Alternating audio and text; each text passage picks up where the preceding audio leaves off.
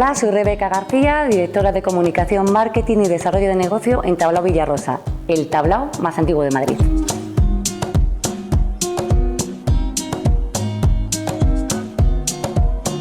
El tablao Villarrosa abre por primera vez en 1911 en el emplazamiento donde había un molino de chocolate.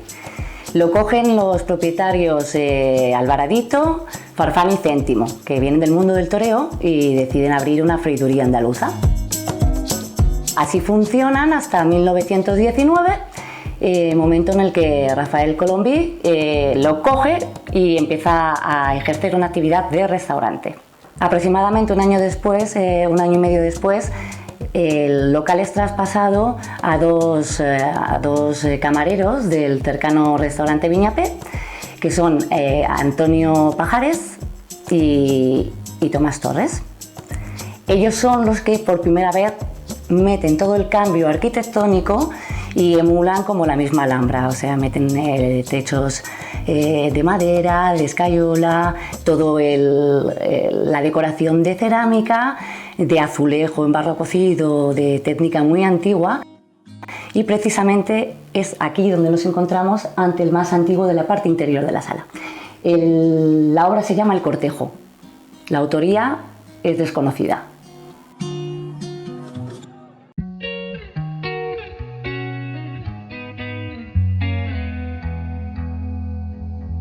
Nos encontramos en el callejón famoso de Álvarez del Gato, donde están las ilustraciones de todo el mural lateral del tablao flamenco Villarrosa.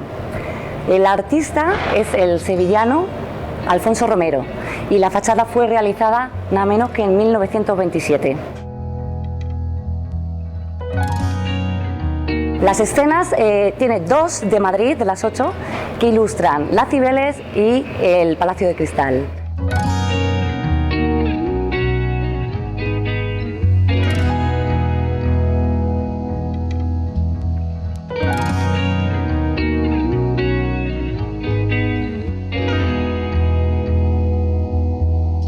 Pues si de fuera decíamos que hablábamos de las maravillas que había realizado el ceramista andaluz Alfonso Romero en el 27, el interior también está lleno de obras de arte.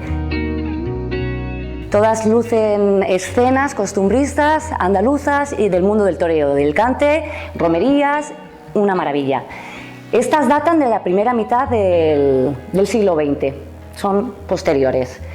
Y bueno, todo es colorismo y también en una técnica muy antigua y están realizadas por los ceramistas madrileños Julián Santa Cruz y Ruiz de Luna. Dicho sea de paso, Ruiz de Luna, como curiosidad, es el autor de todas las nomenclaturas de las calles del centro histórico de Madrid. Todos los nombres de las calles las hizo también él en su momento. A mi espalda nos encontramos con una de las obras más reproducidas en el mundo del flamenco. Esta es una réplica de la obra de Sardien que se titula El Jaleo y data de la época de los 60. Estamos seguros de que la ubicación en aquella época del escenario fue precisamente aquí porque al no haber elementos como eran micrófonos ni nada electrónico, permitía reproducir o expandir más el sonido de forma natural.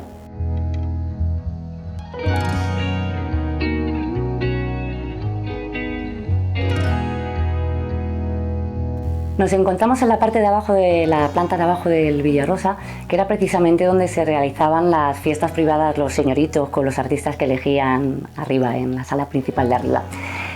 Como veis, todo se ha perdido lamentablemente. Nosotros no hemos llegado a conocer esas salas porque ya habían sido reconvertidas en salas de almacenaje, despacho y bueno, aquí concretamente estamos en los camerinos y sí que descubrimos que tras esta falsa pared se encuentran los famosos pasadizos en 3 direcciones que dicen que es por donde venía el mismo Alfonso XIII.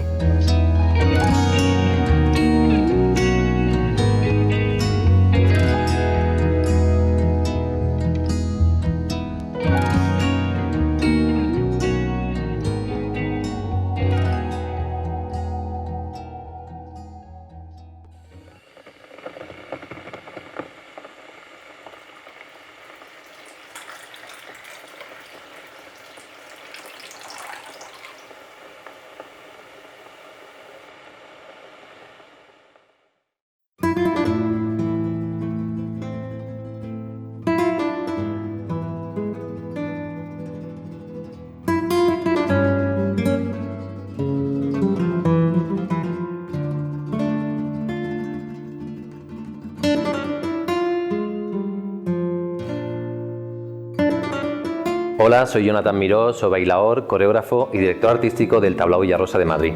Hoy vamos a hablar de toda la etapa histórica de esta maravillosa sala y de sus artistas.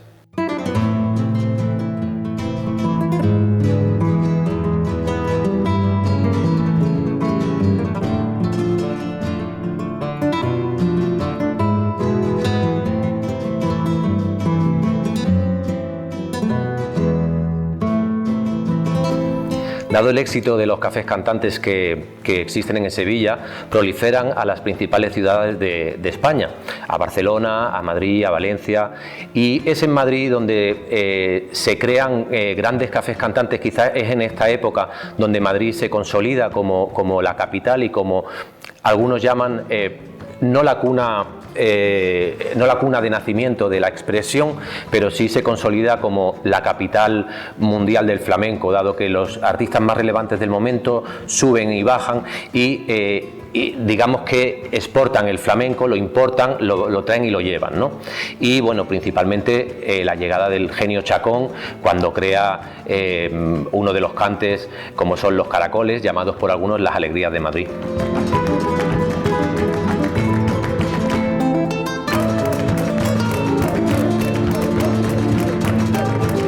El esplendor de Villarrosa llega en 1921, cuando el dueño del momento contrata a don Antonio Chacón, para muchos conocido como el padre del cante flamenco.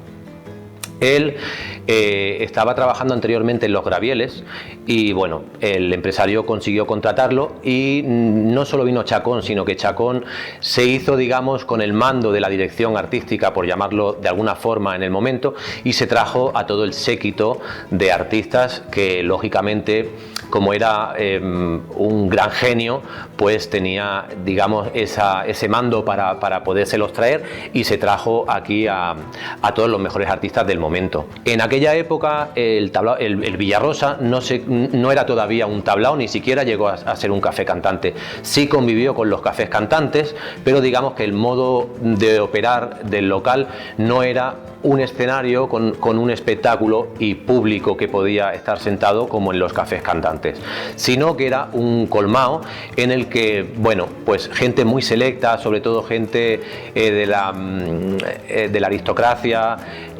políticos, toreros, artistas, asistían a Villarrosa y digamos que escogían al artista que querían contratar, y en los reservados de abajo, de los sótanos de Villarrosa, que habían unos cuartitos, digamos que ahí se daban los espectáculos privadamente para la persona que había contratado a un artista en concreto.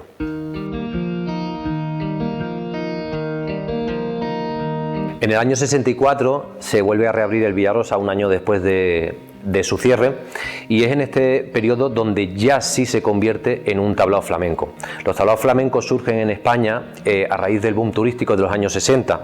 Es aquí donde los empresarios ven un filón para poder volver a crear los locales, lo que habían sido antiguamente los cafés cantantes, y surgen los tablaos flamencos en España.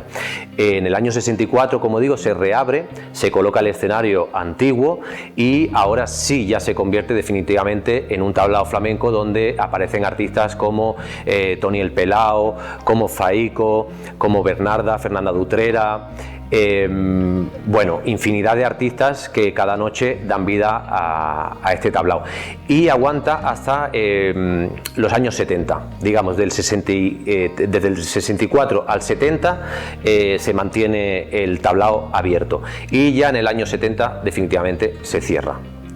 Es aquí ya una década que permanece el tablao cerrado, y en 1980 es cuando se reabre ya como sala de fiestas. Es la época en la que se rueda Tacones Lejanos, que sale la escena en el escenario Miguel Bosé, Marisa Paredes.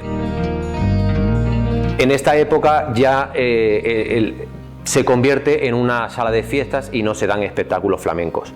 Luego, en la década de los 90, sigue siendo una discoteca y esporádicamente sí se dan espectáculos de flamenco, pero como una forma puntual y esporádicamente.